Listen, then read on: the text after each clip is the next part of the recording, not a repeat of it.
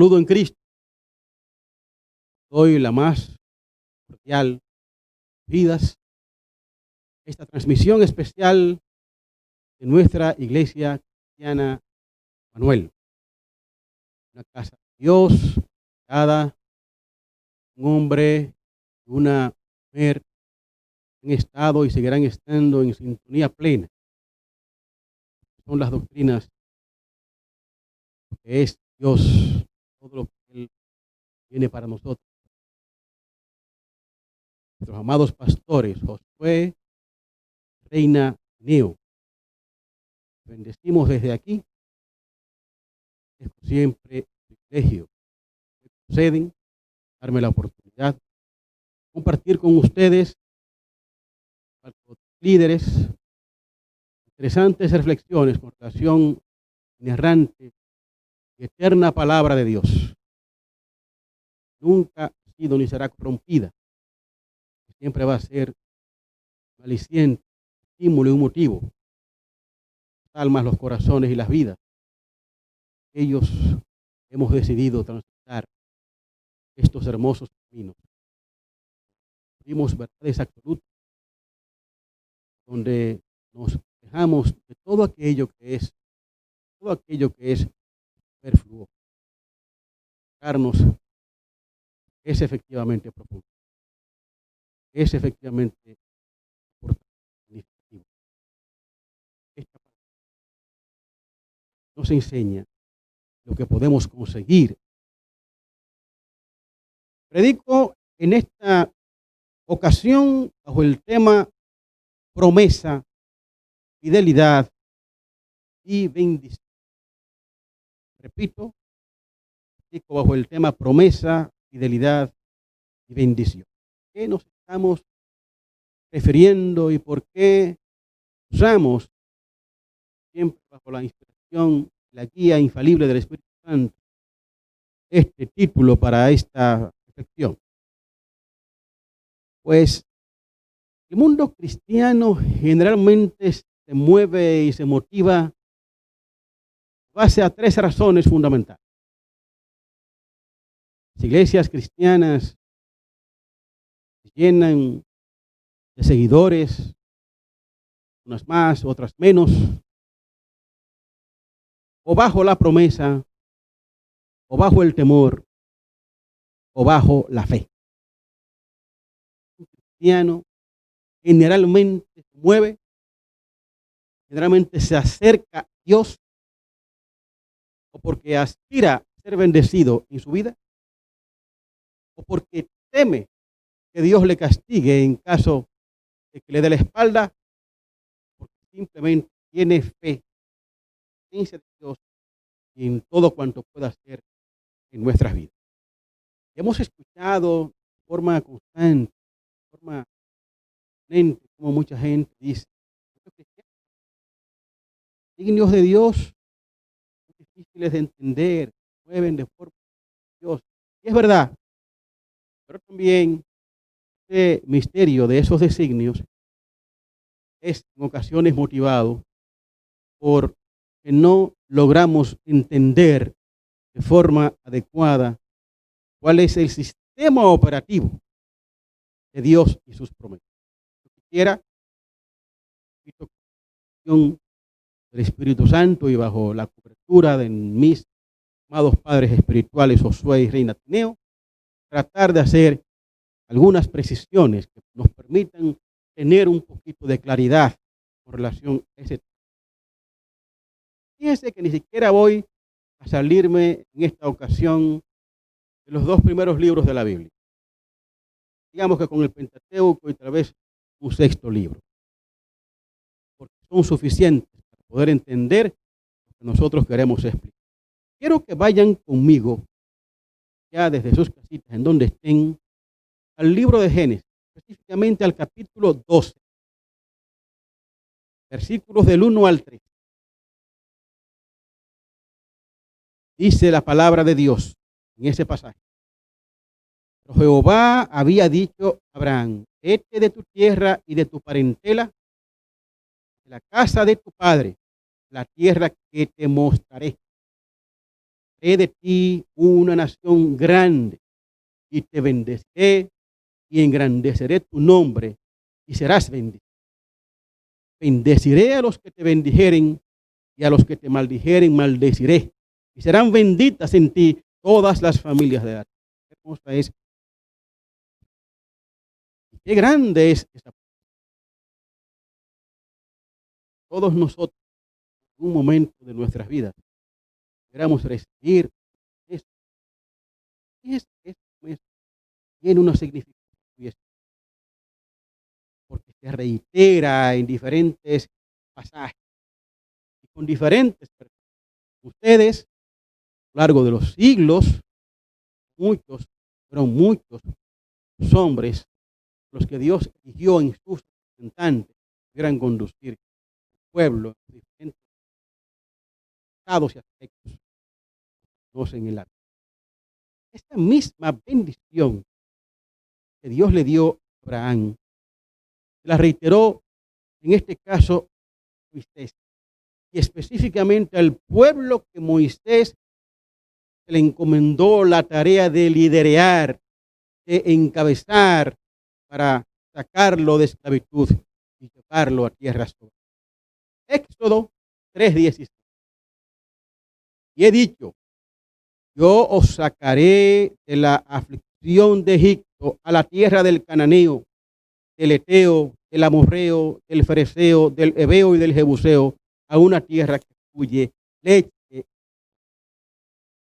¿En qué contexto ofreció Dios esa promesa? Cuando todavía no se habían cumplido los más de 400 años, el pueblo de Israel vivió en esclavitud semi-esclava. Un momento en que Dios entendió que era necesario sacar a su pueblo de esa tierra opresora y llevarlo a un estado y estadio soberano. Y le hizo esa promesa de llevarlo a la tierra prometida, a la tierra que fluye leche y miel. El que lee estos dos pasajes, el primero de Génesis en esa promesa a Abraham y el segundo en Éxodo 3:17 en esa promesa a Moisés, puede de alguna manera, y no sigue leyendo más adelante, el tener la confusión que impera y que reina en muchos cristianos actualmente. ¿Cuál es? La de pensarse que las bendiciones, que las promesas que se profetizan en sus vidas son como cajeros automáticos cuando usted tiene fondo en la cuenta. Usted mete la tarjeta, da el PIN, inmediatamente sale el dinero. Y es una confusión que desgraciadamente provoca muchas perturbaciones a lo que es el pueblo de Dios. Y precisamente a veces les confunde de tal manera que no comprenden lo que es una promesa y qué significación. ¿Por qué?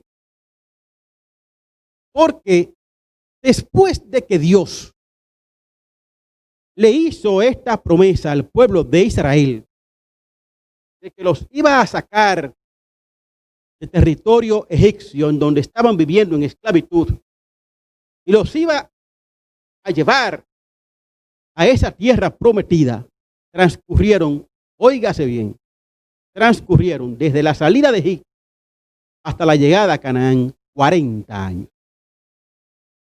Eso nos lo dice el mismo libro de Éxodo, en el capítulo 16, versículo 35.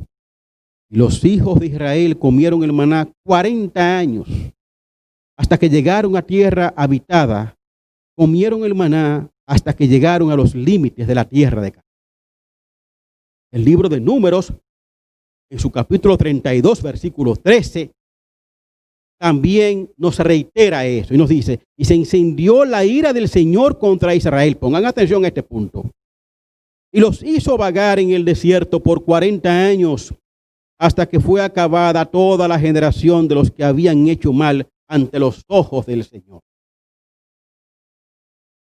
Quiero que se entienda de forma expresa en Génesis 12, en Éxodo 3:17, se produce una promesa. Sin embargo, en Éxodo 16:35, en Números 32:13, se explicita que esa promesa tardó 40 años en cumplirse. Y habrá quien se sienta tentado a preguntar, ¿cómo es que Dios permitió que esa promesa de Él durara tanto tiempo? Muy fácil. Dios permitió eso porque las promesas de nuestro Creador no son un cheque al portador. Las promesas de Dios de bendición para nuestras vidas tienen una condición ineludible, que es en donde precisamente nos perdemos muchos cristianos. Para que esa promesa se convierta en bendición, se convierta en realidad, tiene que haber un elemento de por medio: la fidelidad permanente al Señor. Es por eso que en más de una ocasión hay que precisarle a muchos cristianos, cuando un hombre o una mujer de Dios inspirada en el Espíritu Santo profetiza en sus vidas y les habla de tal o cual bendición que llegará a ella en un tiempo más o menos cercano, siempre hay que aclarar que esa promesa, esa profecía de bendición solamente se hará realidad cuando efectivamente tú le demuestres a Dios que eres merecedor y que estás preparado para recibir esa bendición. ¿Qué ocurrió? Que después de esos 40 años en el desierto para llegar a la tierra de Canaán, aún después de eso, todavía la promesa no se estaba ni se había convertido en realidad. Faltaba mucho más todavía. Cuando Josué, que no Moisés no llegó a esas puertas de Canaán, Moisés murió antes. Cuando Josué y el pueblo de Israel, que duró 40 años vagando en el desierto, llegó a las fronteras de esa tierra prometida, la Biblia no dice que en ningún momento, ya llegamos, ahora sí, duramos 40 años, pero ya efectivamente estamos aquí, se ha cumplido la promesa del Señor. No. Fíjense lo que nos dice a nosotros Josué, el libro de Josué 1, del 1 al 9. Para que veamos una descripción precisa. Hablando después de esos 40 años, estamos hablando en las puertas, en las fronteras de esa tierra que Dios le prometió a Abraham y después a Moisés y a su pueblo antes de salir de Egipto. Aconteció después de la muerte de Moisés, siervo de Jehová, que Jehová habló a Josué, hijo de Nun, servidor de Moisés, diciendo: mi siervo Moisés ha muerto. Ahora pues, levántate y pasa este Jordán, tú y todo este pueblo, a la tierra que yo les doy a los hijos de Israel. Yo os he entregado, como lo había dicho a Moisés, todo lugar que pisare la planta de vuestro pie, desde el desierto y el Líbano hasta el gran río Éufrates, toda la tierra de los heteos, hasta el gran mar donde se pone el sol, será vuestro territorio. La ratificación a Josué, recordándole a Josué que él estaba bajo promesa, que la misión que a él se le estaba encomendando en ese momento estaba de alguna forma bendecida por lo que Dios le había prometido a sus antepasados, específicamente a Abraham y específicamente a Moisés. Ahora, del 1 al 5 está la promesa. Pero del 6 al 9 está la condición. que es en donde muchos cristianos nos perdemos. Nos quedamos en la parte de la bendición. Bueno, profetizaron una bendición para mi vida, tiene que llegar. ¿Y tú qué estás haciendo entre esa promesa y esa concretización en bendición? ¿Estás demostrando fidelidad? ¿Te has preparado para recibir esa bendición? ¿No estás corriendo el riesgo de que esa bendición se convierta en una maldición como se ha producido? Fíjense ustedes entonces. Leímos del 1 al 5, ahora del 6 al 9. Miren lo que le está diciendo Dios a Josué para que esa promesa que hizo desde Abraham se haga realidad. Esfuérzate y sé valiente, porque tú repartirás a este pueblo por heredad la tierra de la cual juré a sus padres que le daría a ellos. Solamente, otra vez, esfuérzate y sé muy valiente. ¿Para qué? Para cuidar de hacer conforme a toda la ley que mi siervo Moisés te mandó. No te apartes de ella, ni a diestra ni a siniestra, para que seas prosperado en todas las cosas que emprendas. ¿Está entendiendo el concepto, verdad? La bendición viene con una condición. Esa promesa de bendición para tu vida exige necesariamente esas dos cosas de las que hemos hablado en esta ocasión. Primero, demostrar con la fidelidad a Dios que eres merecedor de ella. Y segundo, prepararte, demostrar que estás preparado o preparada para recibir esa bendición.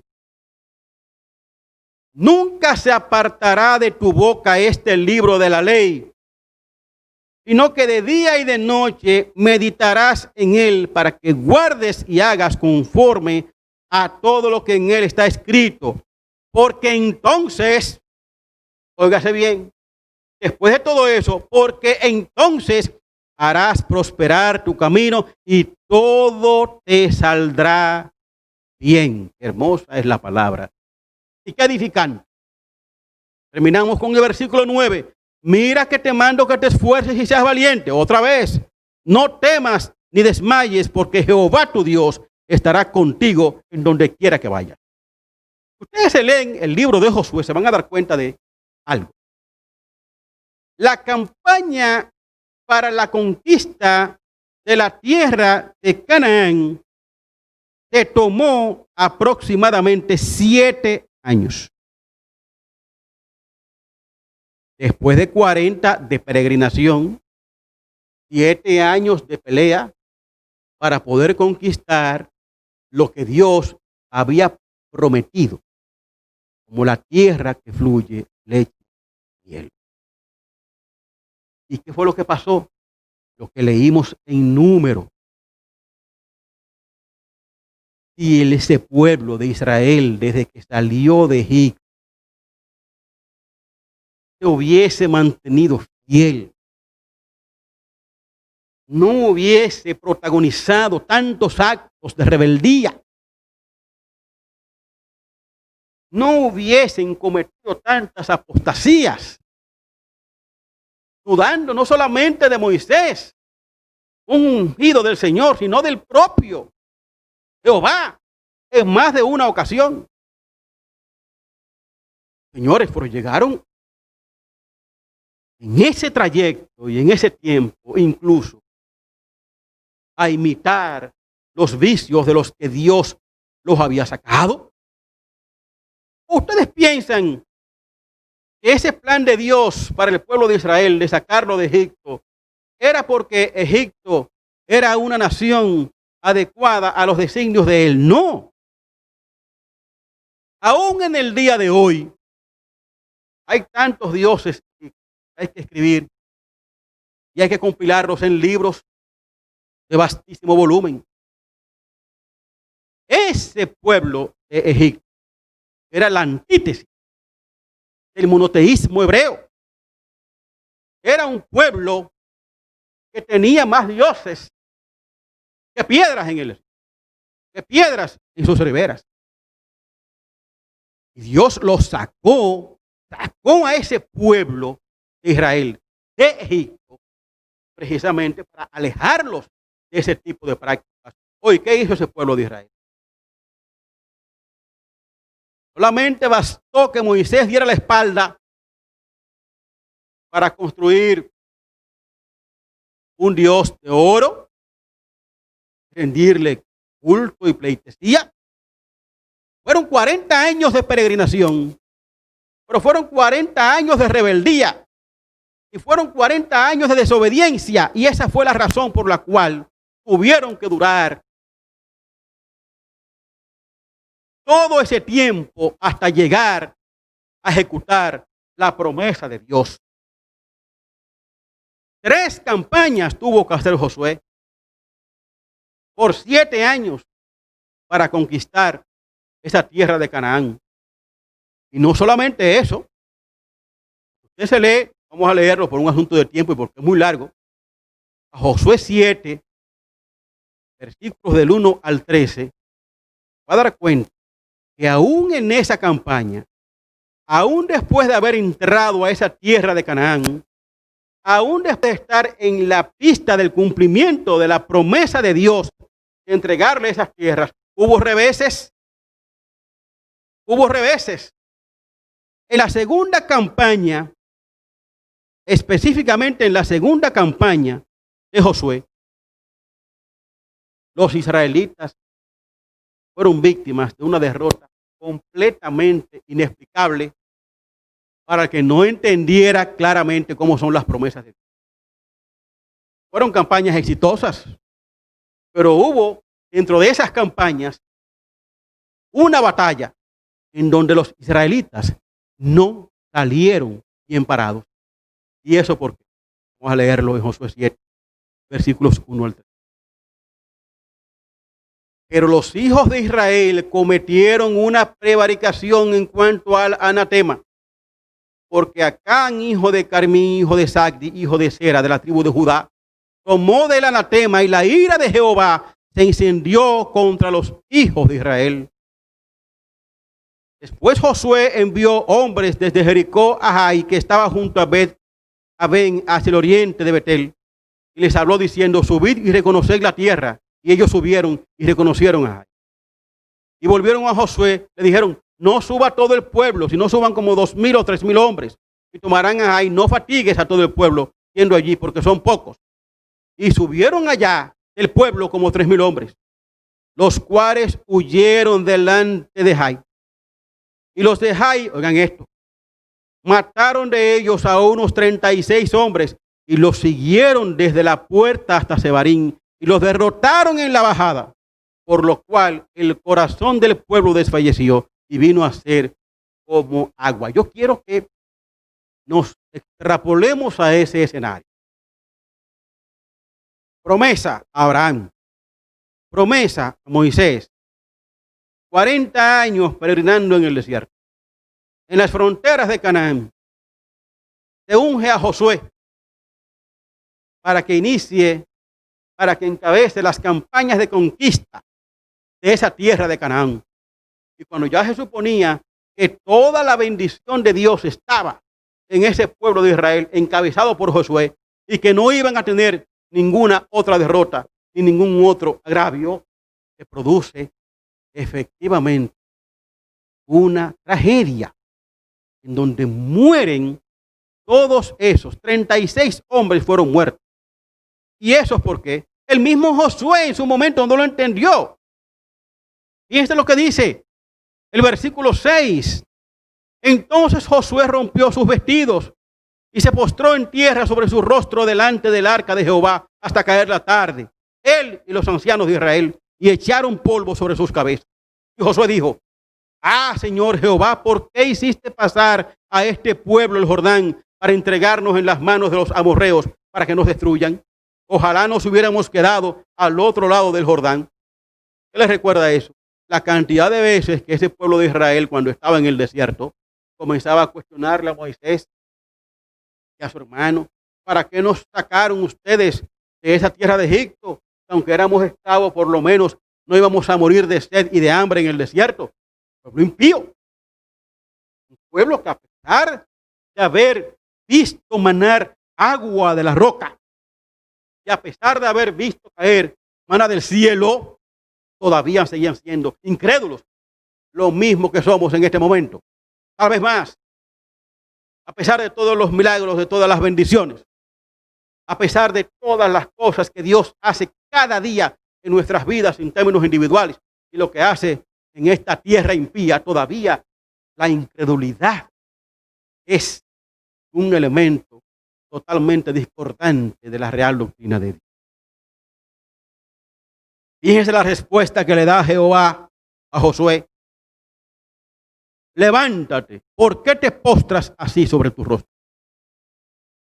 Y a renglón seguido, ese Dios omnipotente, ese Dios todopoderoso, ese Dios que está en nuestras vidas de forma constante, diario, minuto a minuto, acompañando, que no tiene por qué darle explicaciones a nadie, sin embargo lo hace.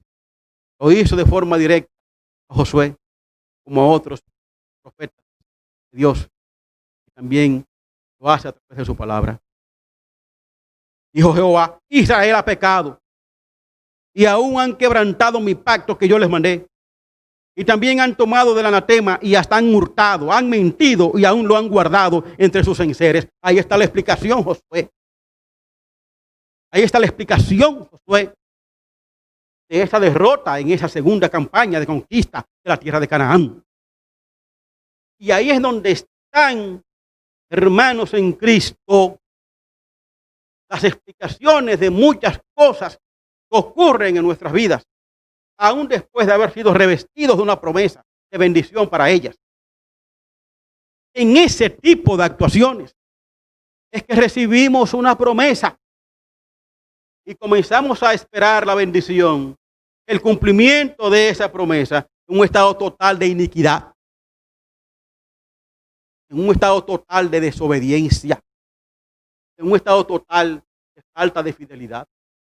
Porque somos tan arrogantes y tan soberbios como seres humanos, que nos creemos que nosotros somos los que merecemos o los que podemos reclamarle a Dios bendiciones para nuestras vidas. ¿Quién le dijo a usted eso? ¿Dónde dice eso en la Biblia? Todo es por gracia. Todo cuanto nosotros recibimos de bendiciones en nuestras vidas es por gracia, por condescendencia, por la gran misericordia del Dios creador. Póngase usted, amigo, amiga, hermano, hermana que está viendo esta. Cualquiera de nosotros, desde este que está aquí, es un gran pecador. A cualquiera que esté allá, haga un balance sobre su vida.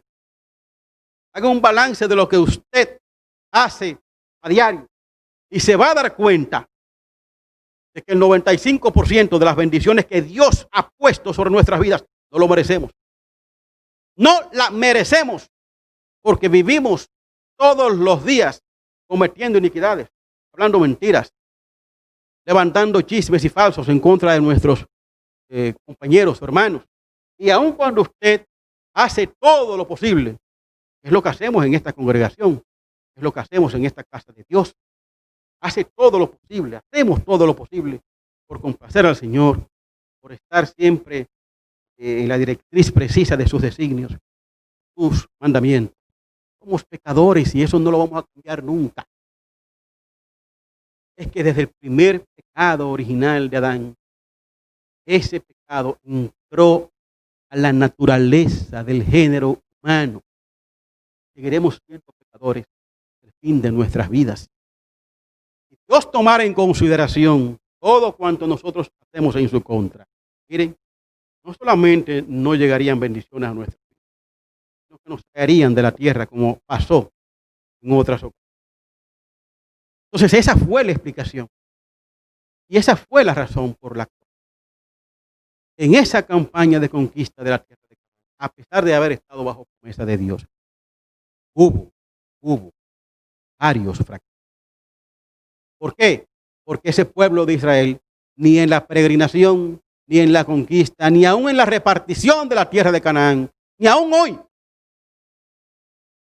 ya extrapolándolo como un pueblo de Dios general, a todas las generaciones y a todo el mundo, aún hoy somos merecedores, nos hemos puesto a la altura de las circunstancias, de las cosas que Dios reclama para nosotros. ¿Qué ocurrió en este caso? Ocurrió que perdimos de esencia el concepto,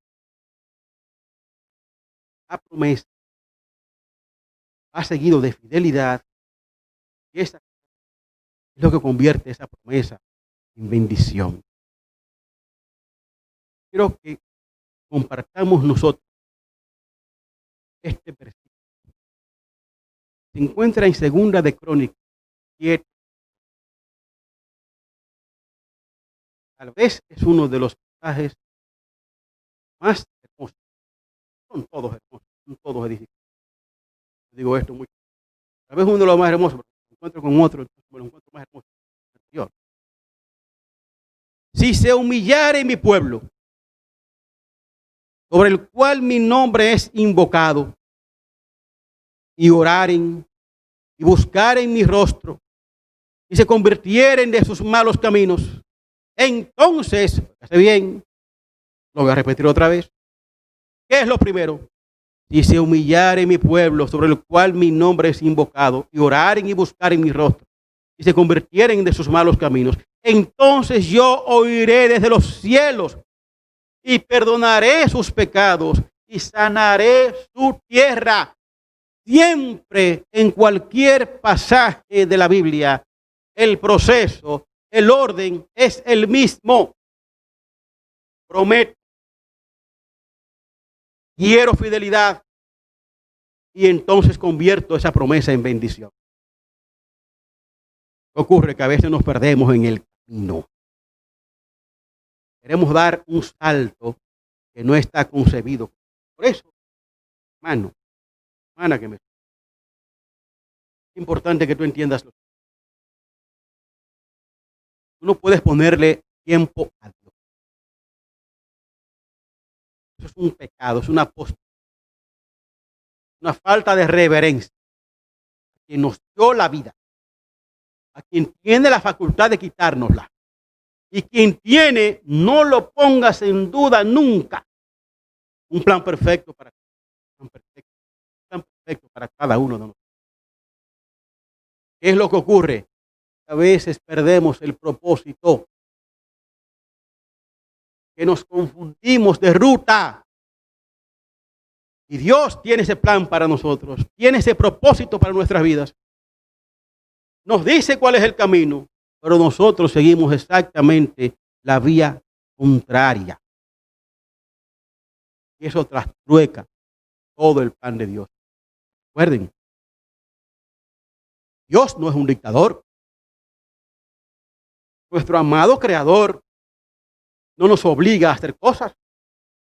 No, Dios es un Padre amoroso, que nos rige, que nos orienta, que nos educa, que nos dice a cada paso a través de esta nuestra Constitución, nuestra Santa Biblia, en cada uno de esos versículos, desde el primer capítulo de Génesis hasta el último de Apocalipsis, usted encuentra una guía permanente, una guía constante, una guía edificante.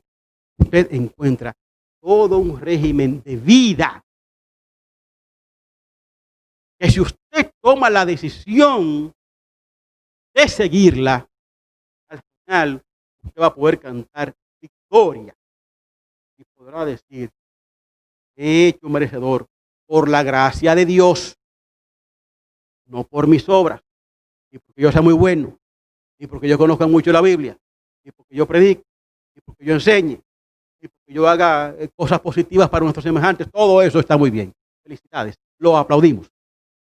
No, esa salvación eterna viene por gracia. ¿Qué tiene que ver la fe con esto? Bueno, es que la fe en Dios es la base de la fidelidad.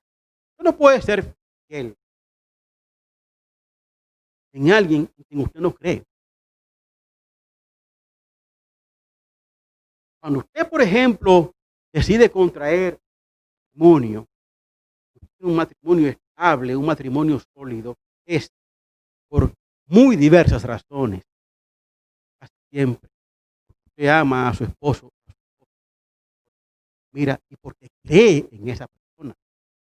Usted entiende que esa persona es la adecuada para compartir con usted su proyecto. Pues para nosotros ser fiel al Señor y por tanto para nosotros poder hacer cumplir las promesas que Él hace, lo primero es tener fe. ¿Qué es la fe? Versículo muy conocido, Hebreos 11, 1 al 6.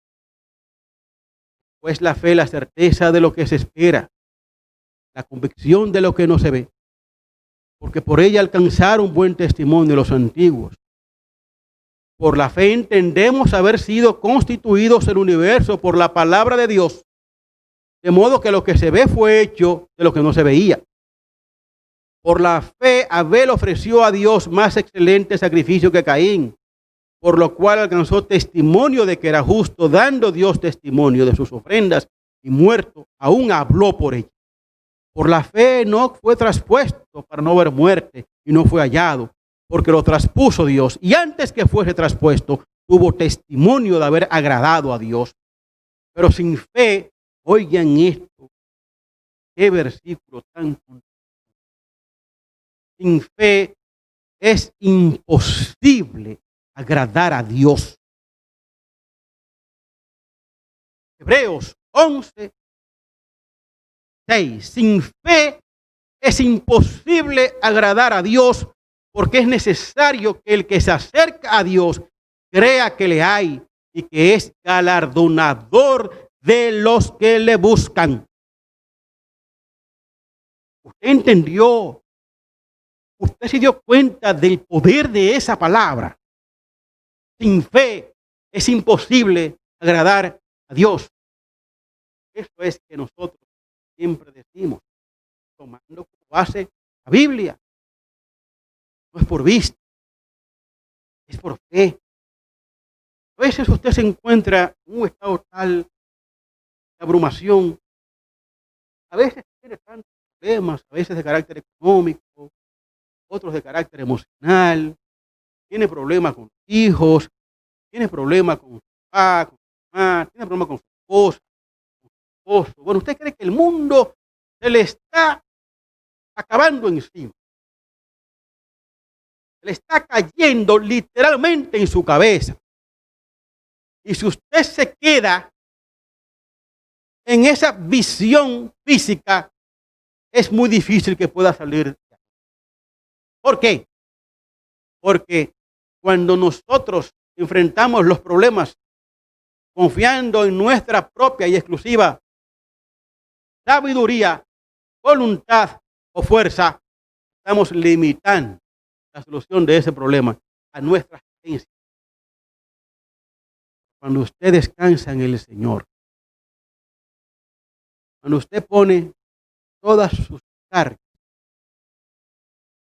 en ese Dios omnipresente, omnisciente, omnipotente, todas cosas son.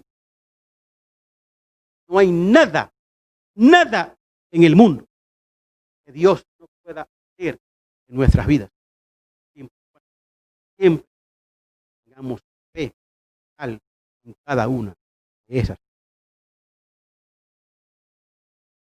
La lealtad y la fidelidad, por tanto, son condicionantes al cumplimiento de las promesas que Dios tiene deparadas para nuestras vidas. Y no es una lealtad, ni una fidelidad, ni una fe pasajera.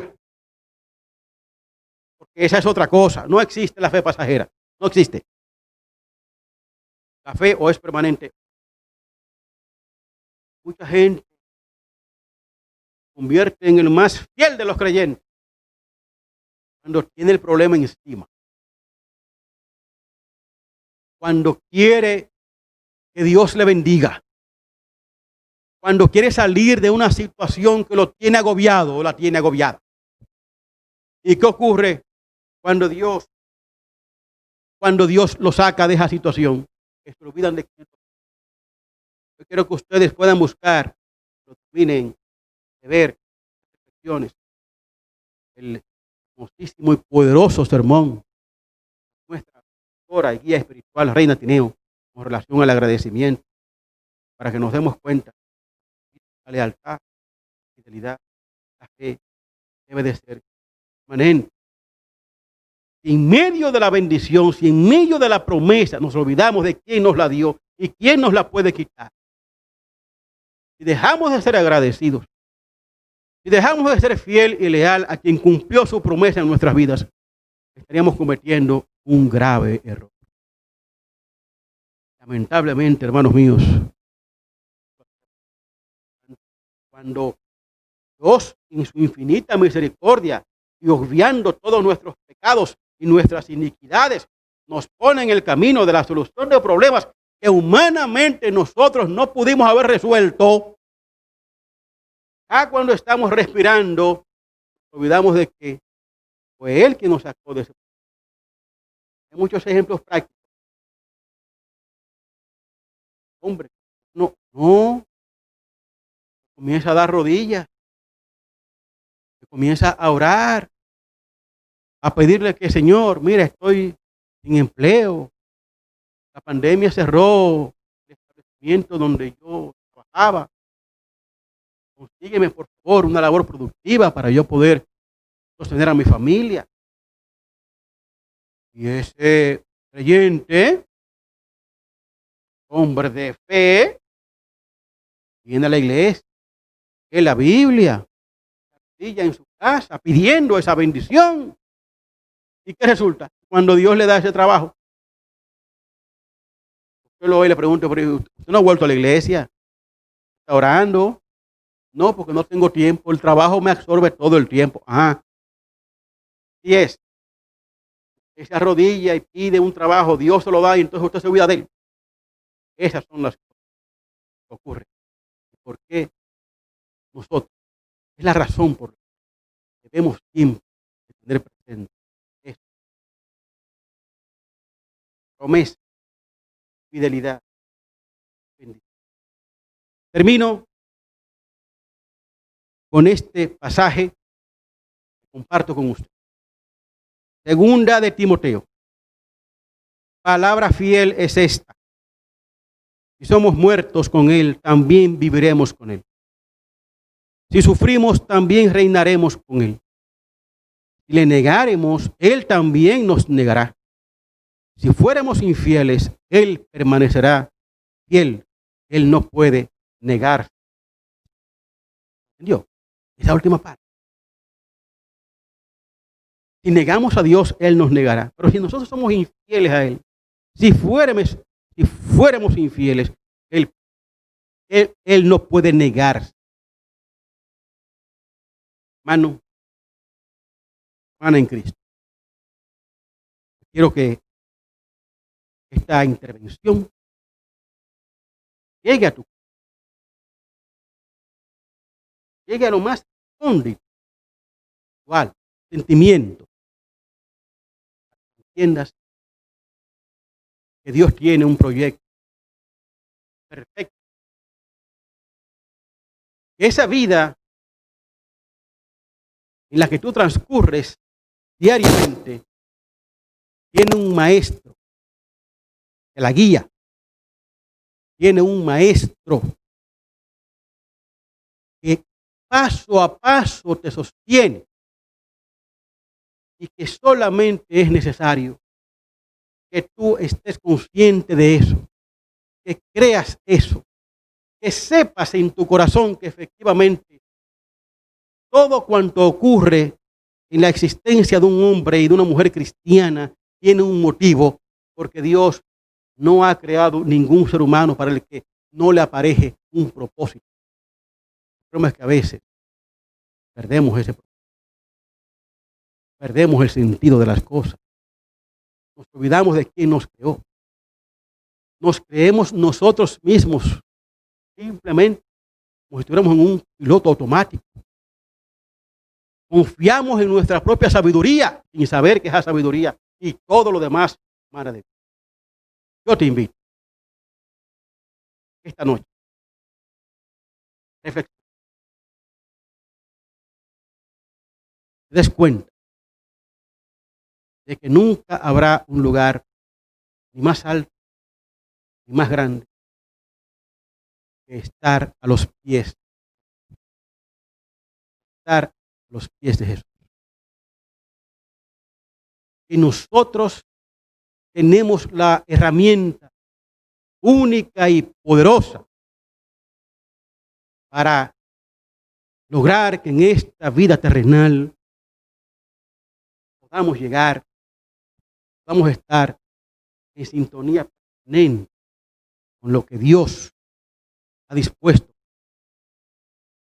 Y si lo hacemos, si somos fieles y mantenemos esa fe inquebrantable en las promesas, en las bendiciones que están de Dios para nuestras vidas, podemos estar seguros de que al final obtendremos el tesoro más precioso, más la vida eterna junto. Y todavía tú no te has decidido. Y todavía tú estás dudando para entregar tu vida a Dios, tu alma a nuestro Creador. Y todavía tú no te sientes en condiciones para entender que Cristo Jesús expió todos nuestros pecados en la cruz y que murió por nosotros. Yo te invito. Esto transforma tu vida a plenitud. Santa Biblia. Léela, respeta, cúmplela. Confía en Dios. Al final, jamás. Los bendigo, Cristo, y les invito a España, nuestros servicios presenciales todos los domingos, 8, 10:30 de la mañana, todos los jueves, puedan compartir, dándose a estas nuestras transmisiones. Dios les bendiga.